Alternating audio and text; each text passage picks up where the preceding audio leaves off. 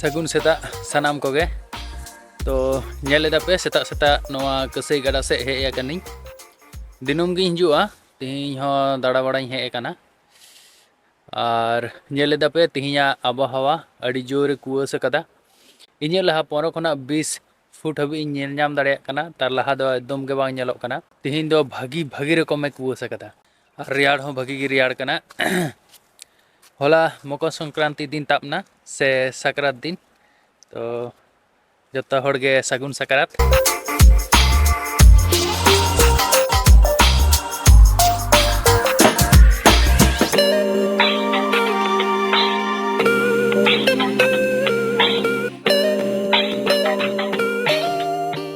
तो इन हेज कनी मोटामुटी 15-20 मिनट लहा नोंडे मिद घड़ी इन दाड़ा बड़ा किदा और हुतु मिनी एबारे ओड़ा ती रुआड़ा तो नेल पे तिहिया कुआस तिने जोरे कुआस कदा नितो ताव एकटु हल्कायना और नासेना लहा आरो म्यूट ᱧᱚᱜ थाहे कना और नितो समय हुयु कना 6:40 नोंडे और 6:40 रे नुका कुआस नित हो मेना आकाद गया तो देखा जाक 3 घड़ी तहन कना और नोंडे जहाँ कसई हे कना नोंडे गे मिटांग कटिज मारांग मंदिर मेना आकादा जहाँ दो को मेता कना सीता पांच ओंडे हर बोंगा बुरु को हिजुआ इन उदु आपे कना नॉय ओना दारे नेलोक कान नोआ दो दारे को बीड आकादा और ओना लतार रे जहाँ कटिज मारांग हपन हपन मंदिर लेका को जुत आकादा नोआ दो सीता पांच मेन तेले उरुमा और नोंडे को बोंगा बुरुया होला दो विशेष कायते नोआ लगी गे ढेर हड़ को हिजुआ नोंडे गाडा बोंगा बुरुई लगी और एमनी दिन हर को हिजुआ गोड टोका को जहर टोका को चलो ताहले नितो दो रुआड़ हुई लेन गे ओड़ाग ते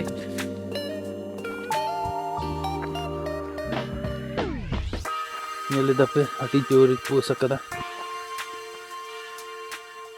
समांग रे नासे नासे आबछा आबछा नेलोक कान ओना दो ब्रिज कना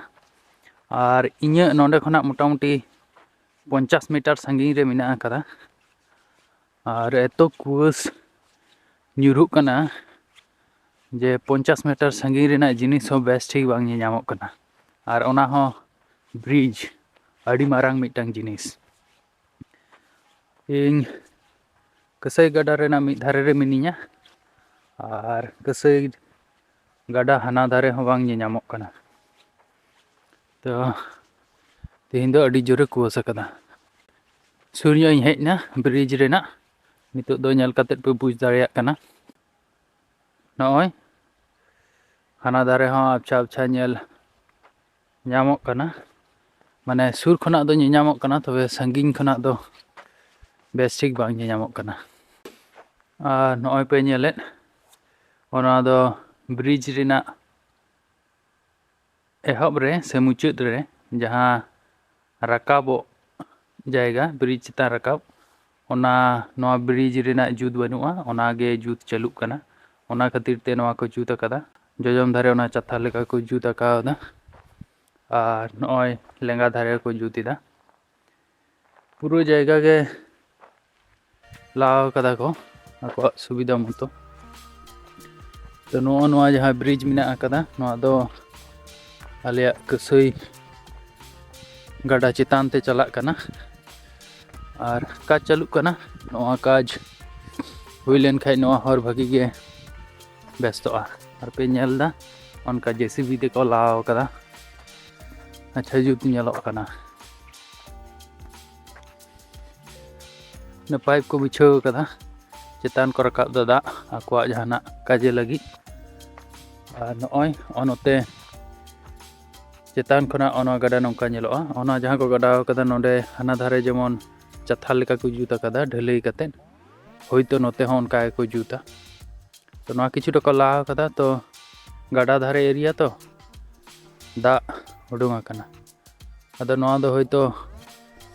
मेसिन तको उडुगा आ नोडेना कमी को लहाया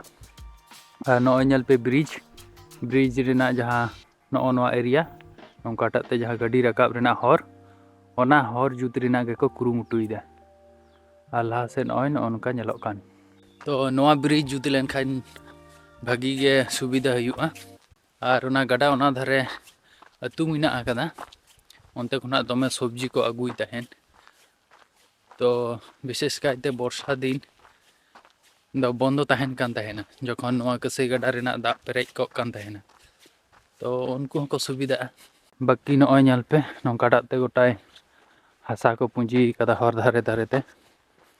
आदो लातार रे जहां ला हुयुक कना ओना हासा को रकाब आकदा तो ठीकन गया तिही लेका गड़ा दाड़ान दो पुराना एबारे आबार गपा हिजु हुयुआ प्राय दिन गिन हिजुआ चेष्टा इन दिनो हेरिना सेता बड़ा दाड़ा रेना अभ्यास दो भागी गया तो ठीक गया मा एनखान ना वीडियो दो नोंका के आरो बन नापाम कना एटा रे जोहार।